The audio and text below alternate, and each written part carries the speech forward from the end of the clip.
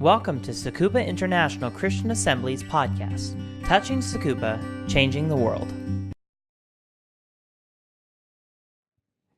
So this week, our series on the book of Judges continues with Abimelek. 今日も詩式の学びを続けます。今日はアビメレクの話です。Abimelek's story does not stand alone. アビメレクの話は単独ではありません。Rather, his story expands the Gideon story. むしろ彼の話はギデオンの話の続きと言えます。You'll remember from last week, we became aware of a downward kind of spiral. 皆さんは先週の話を覚えていると思いますけれども、状況がどんどん悪くなっていくことに、気づきました。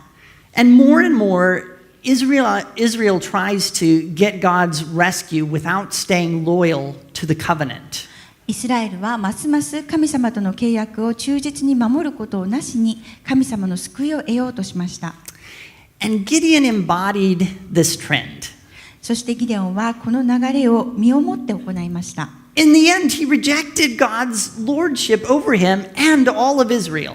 そしてとうとう彼とすべてのイスラエル人を治める神の主権を拒否しました。And the crowning moment of his rejection was the name he gave to his son, Abimelek. 神を拒むこの上ない瞬間はギデオンの息子にアビメレクと名付けた時でした。Of course, you'll remember that Abimelek means my father is king. もちろん皆さんはアビメレクとは私の父は王ですという意味であることを覚えていると思います。You know, the whole Gideon story has been just a little bit abnormal. ギデオンの話全体はある意味普通ではありませんでした。Before we had seen a certain pattern. この話の前に私たちはある特定のパターンを見てきました。The people turn away from God. 人々は神から離れました。God judges the people and allows enemies to oppress them. 神様は人々を裁き、敵が彼らを厳しく支配するようにしました。The people cry out to God for rescue. 人々は神様に救いを叫び求めました。And God sends a judge to deliver. 神様は救い出すために使者を送ります。But remember, the Gideon story hasn't been quite like this. でもギデオンの話はこのようではなかったことに気づかなければなりません。The people cried out for help. 人々は神様に助けを叫び求めました。But God responded by sending a prophet. でも神様は預言者を送ることで応答しました。The prophet accused the people of being unfaithful. 預言者は信仰的でない人々を非難しました。Then God rescues through Gideon. そして神様はギデオンを通して救います。But even supernatural, dramatic rescue doesn't lead to faithfulness. 超自然的で劇的な救いさえも神様に忠実になるようには導きません。Not even Gideon himself can stay faithful. ギデオン自身でさえ神様に忠実になっていません。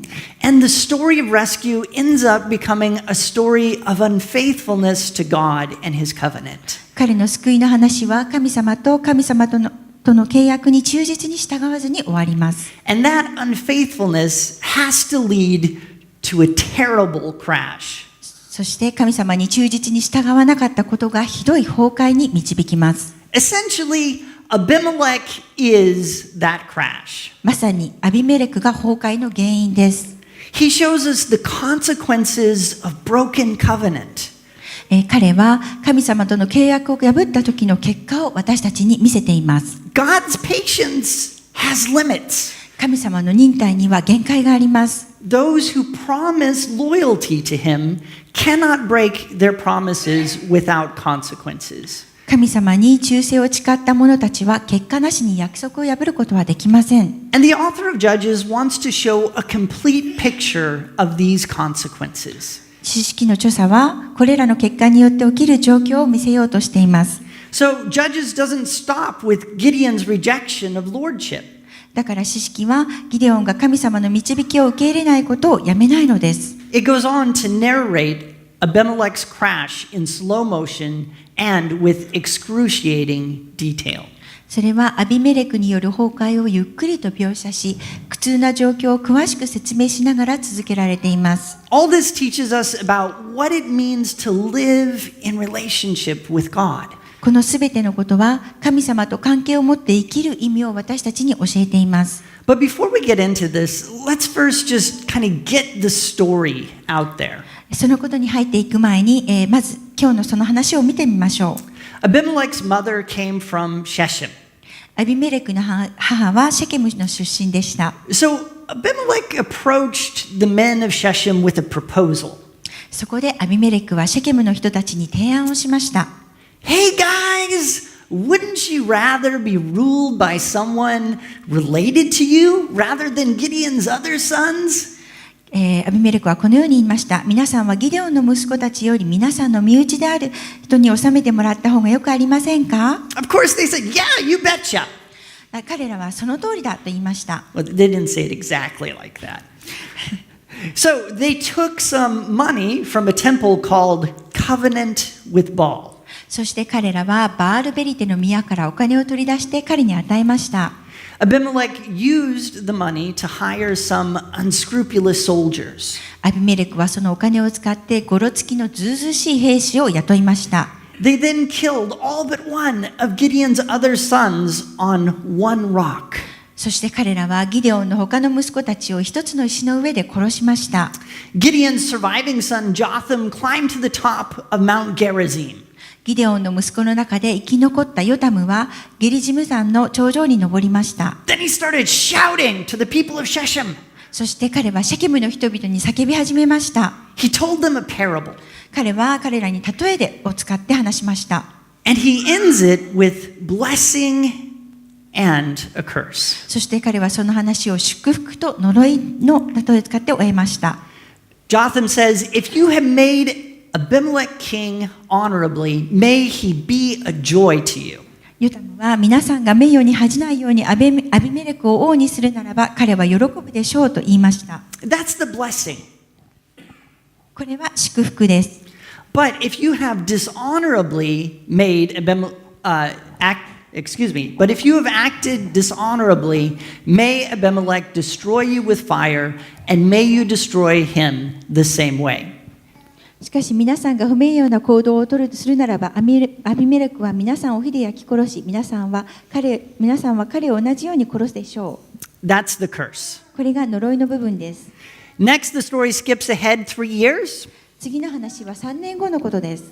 Now God has caused the relationship between Abimelek and the people to sour. ここで神様はアビメレクと人々の関係を悪くするよう呪います。The people of Shechem finally revolted. ついにシェケムの人々は反乱を起こしました。And Judges gives us many details about the conflict. 士師記は衝突に関する詳細について詳しい説明をしています。But in the end, Abimelek defeated the rebels. それでも結局アビメレクは反逆者たちを負かしました。But the following day, the people of Shechem returned to their fields. しかし次の日シェケムの人々は戦場に戻ってきました。At this point, Abimelek was full of rage and paranoia. この点でアビメレクは激しく怒り、不安や恐怖で常に人が自分を批判していると妄想しました。And he believed a new rebellion was underway. 彼は新しい反乱が起きると思っていましたので、So he completely destroyed Shechem. 彼は完全にシェケムを破壊しました。In the end, he burned 1,000 people alive in a tower.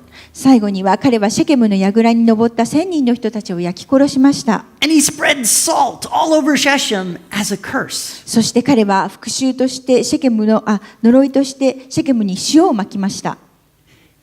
Still in a rage, he launched an attack on the nearby city of Thebes. それでもなお彼は怒っていたので彼はテベツに陣を敷きました。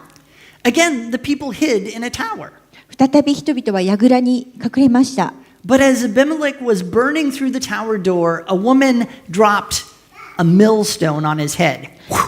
しかしアビメレクが櫓の戸に近づき彼らを焼こうとしたとき、一人の女性が彼の頭に引き薄の上石を投げました。It was a great dishonor for a soldier to be killed by a woman.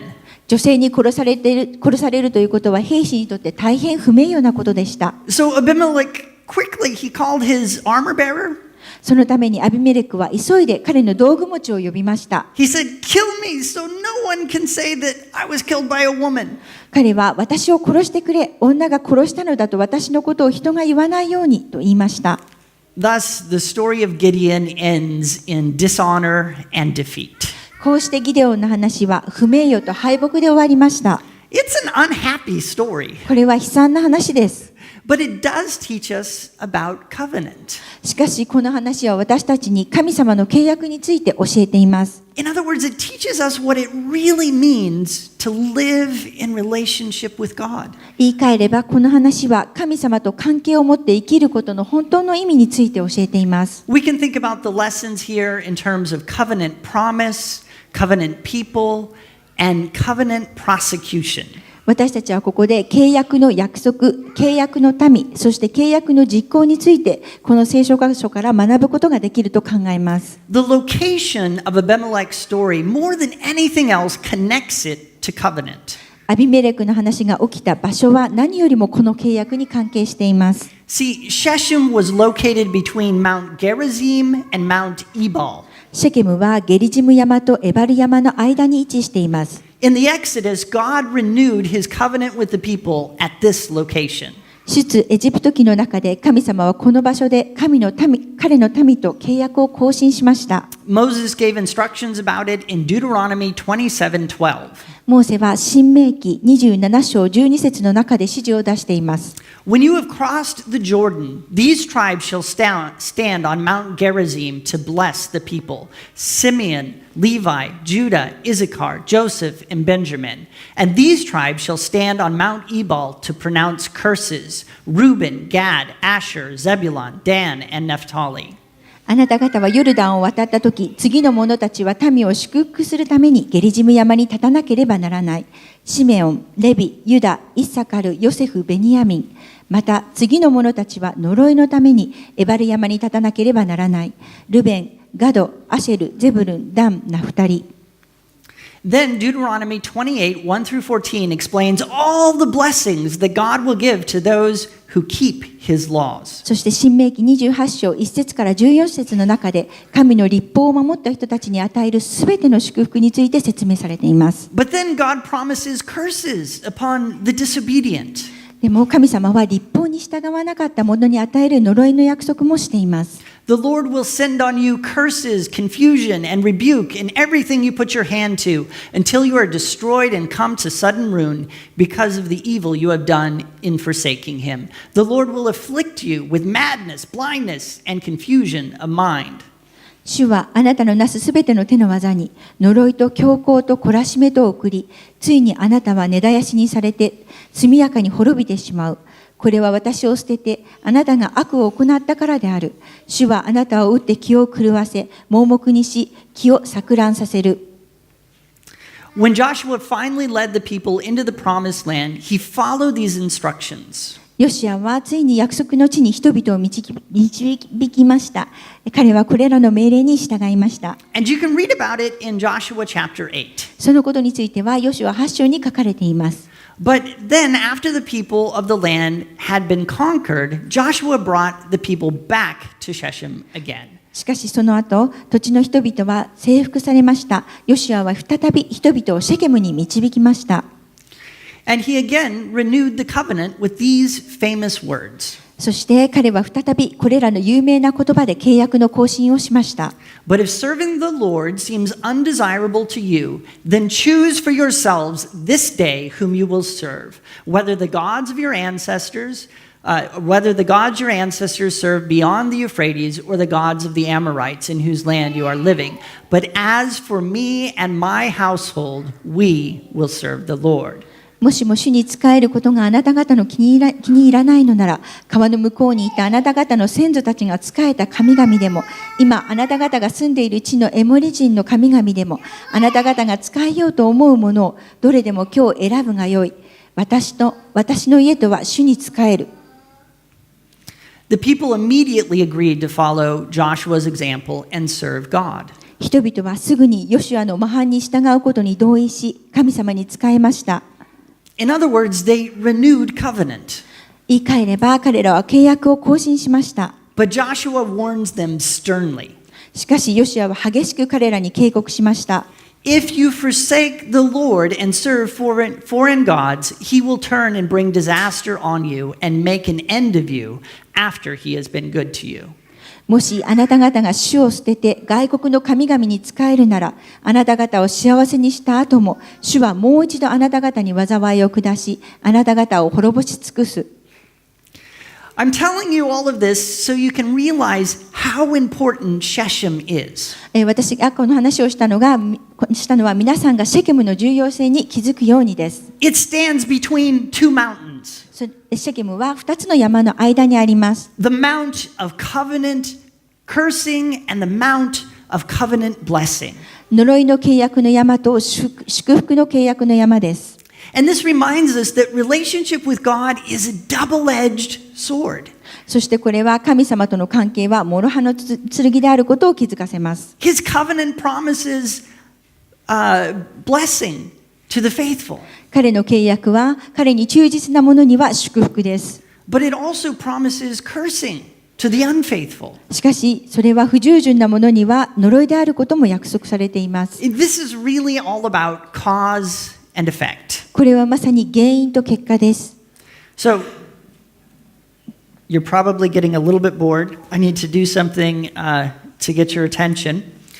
もしかしたら退屈しているかもしれないので、皆さんの注目を得たいと思います。So, I've got a ball here, I've got a cup. Now, if I put the ball into the cup and then drop it, what do you think will happen? もし私がボールをカップに入れてこれを上から落としたら何が起きると思いますか？ No guesses. Okay. Well, let's just give it a try. やってみましょう。I didn't drop it flat. And that ball is hard to find. So, it just kind of flips over and the ball runs out. And if you do it really carefully, you can get the ball to stay in there totally. Yeah. But the point is, not much happens. ここで重要なことは結果としては何も大したことは起きないということです。We kind of just confirm that, yep, gravity is working. これをすることで重力が働いてるんだなということを確認することができます。But what will happen if I put a bit of water in there? でもカップに水を入れたらどうでしょう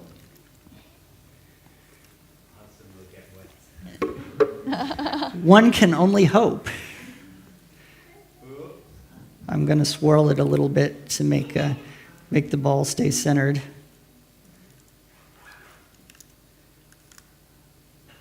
I'm having a hard time making a whirlpool in there.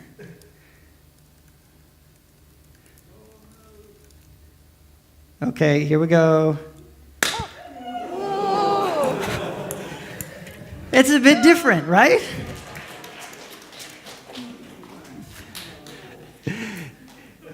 See, the ball now reacts really in a cool way. It's launched out of the cup.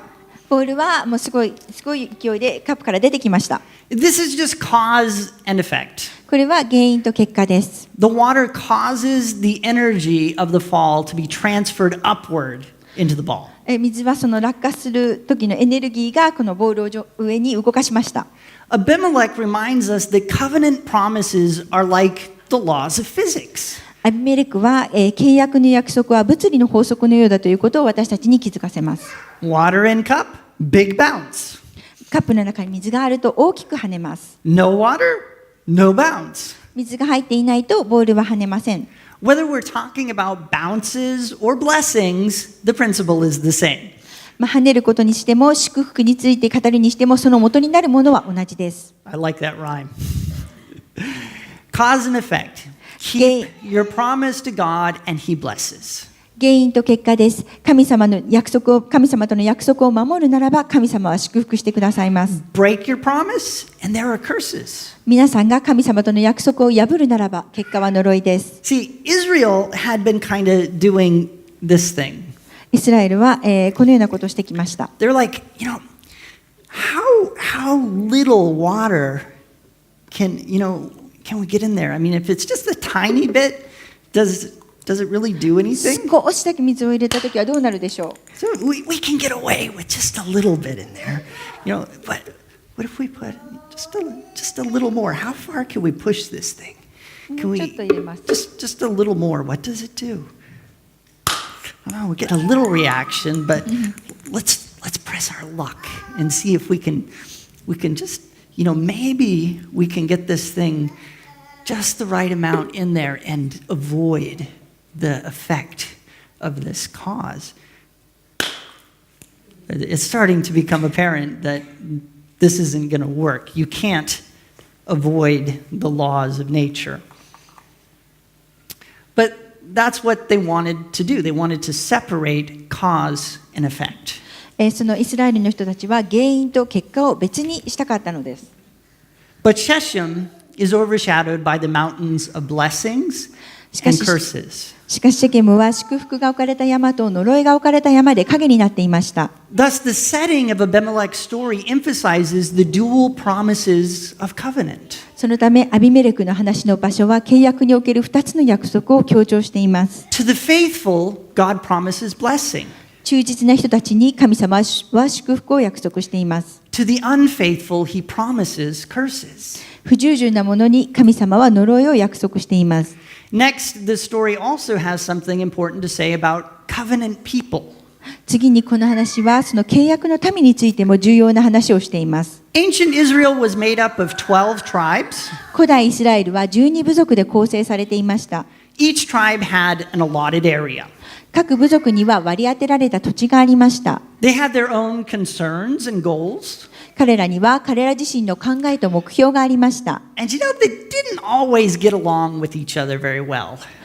彼らたちはお互いうまくいってたわけではありません。 They were not always willing to help each other even when under attack. 彼らは他のところが攻撃に遭っていた時でさえ快くお互いを助け合ってはいませんでした。 But over and over again, the judges are able to unite the tribes. でも何度も士師たちは部族を統一できました。 How do they do it? 彼らはどのようにしたのでしょうか。 The answer is covenant. その答えは契約です。 The God of Israel and covenant, and the covenant with him is the glue that holds Israel together. イスラエルの神と彼との契約とはイスラエルをまとめ維持します。 In Abimelek's story, covenant faithfulness has disappeared. アビメレクの話の中では神との契約に忠実になることは消滅しました。 And without it, unity breaks down into tribalism. そして神との契約に忠実になることなしでは部族たちの一致は壊れていきます。 The people of Shechem want Abimelek to rule simply because his mother was from their tribe. シェケムの人々はアビメレクの母が部族出身というだけでアビメレクが彼らを治めることを望みました。 This is clear as Abimelek is telling the men of Shechem why he should be their king at the end of chapter 9, verse 2. このことはアビメレクはシェケムの人たちに9章2節の終わりで彼が彼らの王になるべき理由を話していることで明らかです。 Remember also that I am your bone and your flesh. 私があなたの骨肉であることを思い起こしてください。 Ironically, after only 3 verses, or 3 years rather, Abimelek's relatives wanted to replace him because he lacked the pure blood of their tribe.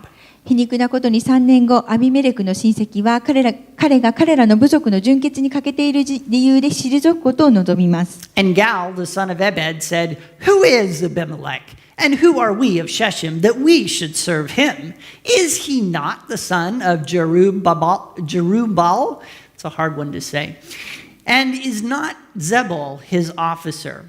Serve the men of Hamor, the father of Shechem. But why should we serve him?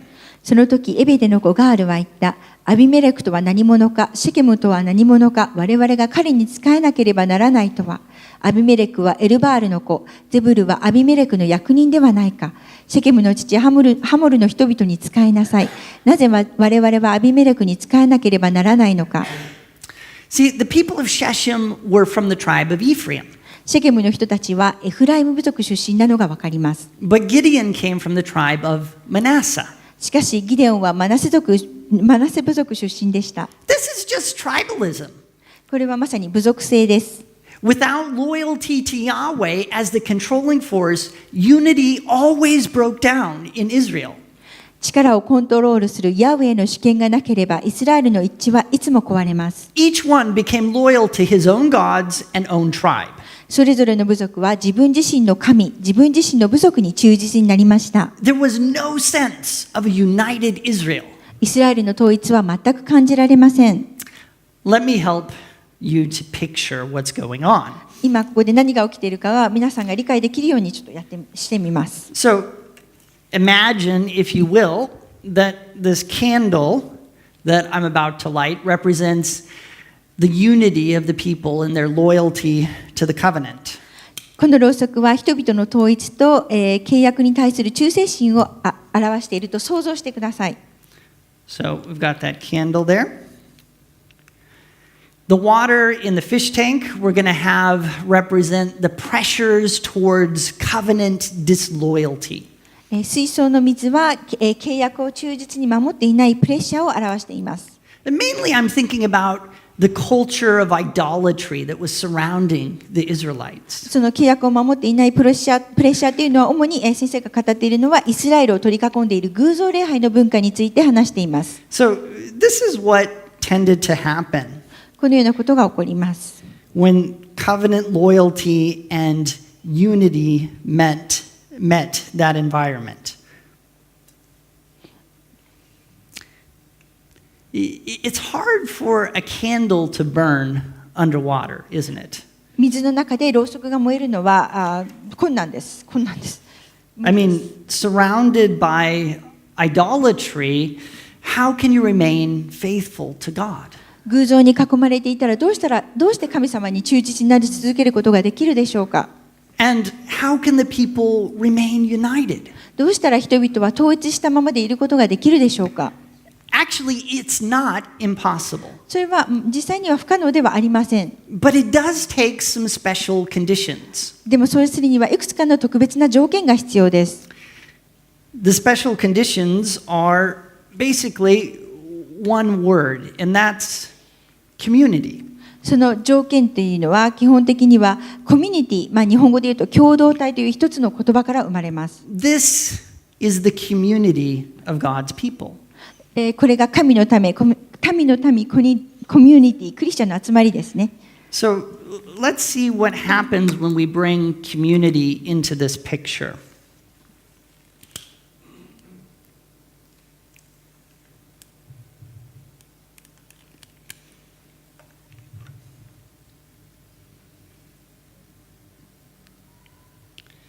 Can a candle burn underwater?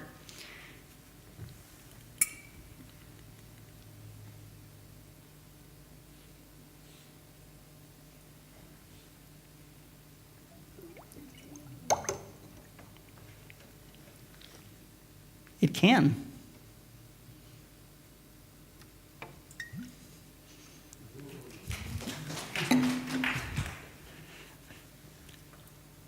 In community, the flame burns even when surrounded by forces hostile to it.